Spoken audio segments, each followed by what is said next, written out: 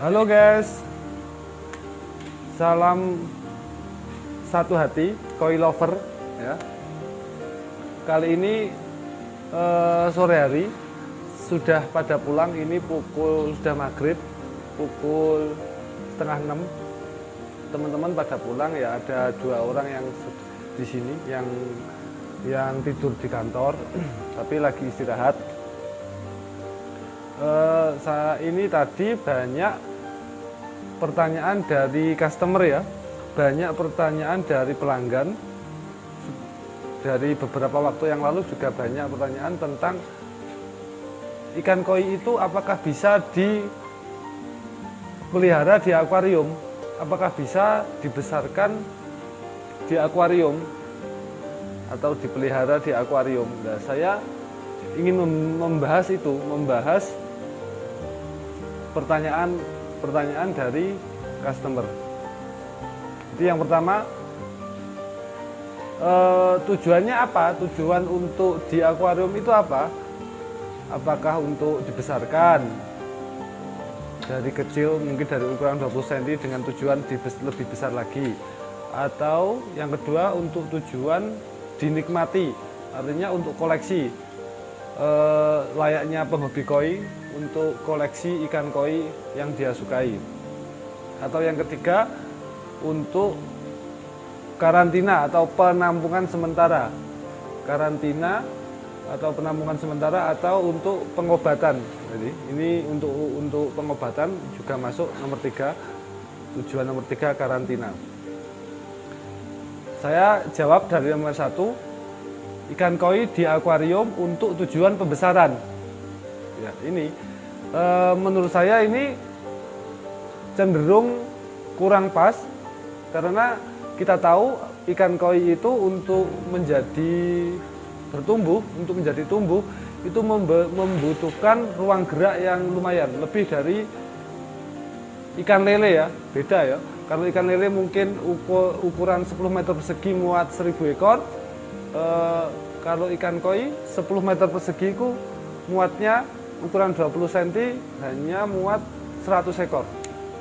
Jadi jauh dari ikan konsumsi atau ikan yang lain. Ikan koi itu membutuhkan jika ingin tumbuh jika ingin tumbuh normal, dia membutuhkan ruang gerak yang lumayan luas agar dia bisa gerak naik turun, dan juga kedalamannya itu harus sesuai dengan standar ikan koi.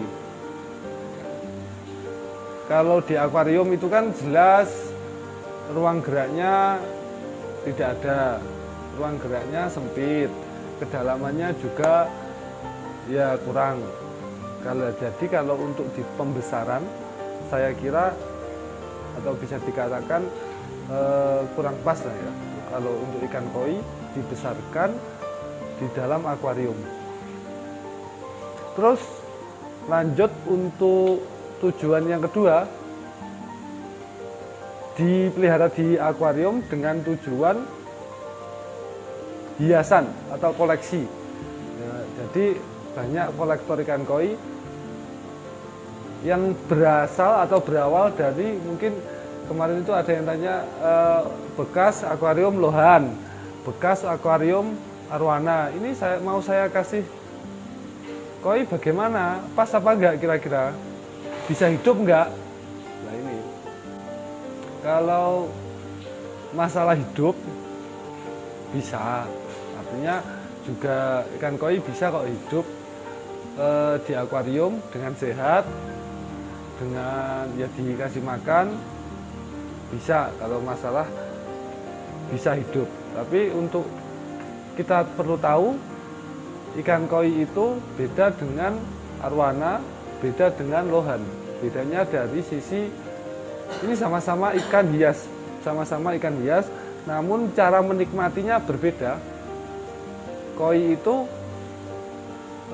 polanya dari atas. Ikan koi itu ikan yang dinikmati dari atas, dari punggungnya. Jadi kita tahu ikan koi itu polanya di punggung. Adapun dari samping itu polanya kurang menarik. Kalau dilihat kurang menarik. Lebih menarik jika kita lihat dari atas, pola warnanya itu kelihatan lebih jelas lah, lebih indah.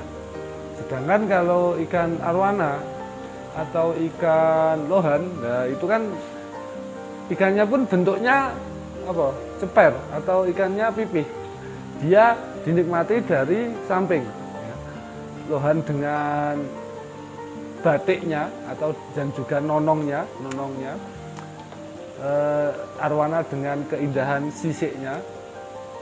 Tapi sisiknya arwana itu kan dari samping, artinya arwana bentuknya juga pipih. Beda dengan koi yang cenderung torpedo. Koi cenderung bulat, lebih tebal ya. Jadi untuk koleksi di akuarium, koleksi ikan koi di akuarium, saya kira juga bisa, tapi kurang pas juga karena keindahannya itu loh kita tidak dapatkan. Kurang kita dapatkan. Tapi kalau masalah tujuan yang kedua ini kembali kepada hobis yang penghobinya bagaimana. Kalau polanya bagus, kalau dari samping itu kelihatan biasa. Yang bagus, yang tidak itu kurang jelas lah. Ya. Kalau dari samping koi itu yang kelihatan mungkin punuknya atau ya punuknya, istilahnya bulkinya kalau dari samping itu tetap kelihatan. Tapi kalau masalah pola untuk yang biasa dan yang pola biasa dan pola bagus itu kurang kelihatan karena dia polanya itu dilihat dari atas. Terus next untuk tujuan yang ketiga, tujuan ikan koi dipelihara di akuarium dengan tujuan karantina atau penampungan sementara. Ini sudah banyak dilakukan oleh para reseller atau penjual ataupun penghobi juga sudah banyak yang memiliki akuarium untuk penampungan ikan koi, penampungan sementara ikan koi dengan tujuan pertama di karantina biar kita bisa melihat atau bisa memantau ini ikannya sehat, benar-benar sehat, atau memastikan ikannya benar-benar fit untuk sebelum dimasukkan ke kolam besar. Kalau di akuarium kan kita bisa mengawasi, sisiknya ini ada luka atau tidak, gerak-geriknya itu bagaimana, terus dari sisi air, suhu itu bisa kita atur dengan heater atau dengan pemanas air heater itu. Beda lagi kalau di dalam kolam, kalau di penampungan kolam itu ya sulit untuk dikasih untuk pengaturan suhu. Untuk pengobatan jamur itu kan memerlukan heater, jadi suhu harus dinaikkan 1 atau 2 tingkat. Itu memerlukan pemanas atau heater. Kalau di kolam sulit, kita harus menggunakan akuarium dengan tujuan karantina atau pengobatan mungkin air monas atau jamur atau kutu. Nah itu kita bisa lebih mudah ditaruh di akuarium. Istilahnya kalau rumah sakit itu di ICU lah. Ya kalau rumah sakit mungkin karantina di akuarium itu semacam ruang ICU atau ruang yang diperhatikan banget ruang itu ya.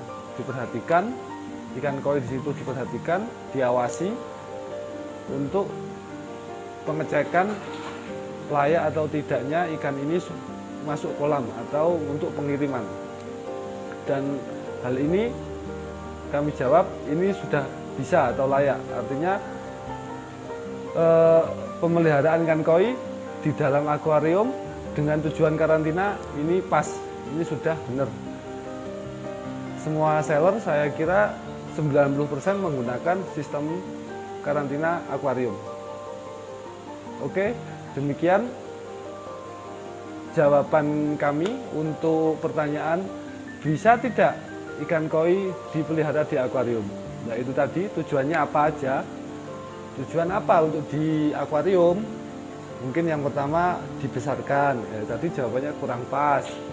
Yang kedua tujuannya untuk koleksi atau koleksi pribadi untuk dinikmati. Ini menurut saya juga kurang pas, tapi ini kembali lagi ke diri masing-masing, ke para penghobi masing-masing. Jika suka ikan koi dari samping, mungkin yang jenis polos, platinum, slayer, itu dari samping juga menurut saya lumayan cantik karena dia nggak berpola, polosan, yaitu dari samping juga tetap cantik, apalagi dengan slayernya, dengan sirip panjangnya. Itu kembali ke penghobi sukanya bagaimana. Atau tujuan ketiga yaitu dengan tujuan karantina atau pengobatan, ini sudah pas atau benar. Demikian video kali ini, semoga bermanfaat. Jangan lupa subscribe dan komen. Untuk kebutuhan ikan koi dan sharing atau curhat-curhat bisa dengan konsultan kami dengan nomor yang sudah tertera di deskripsi. Salam koi lover.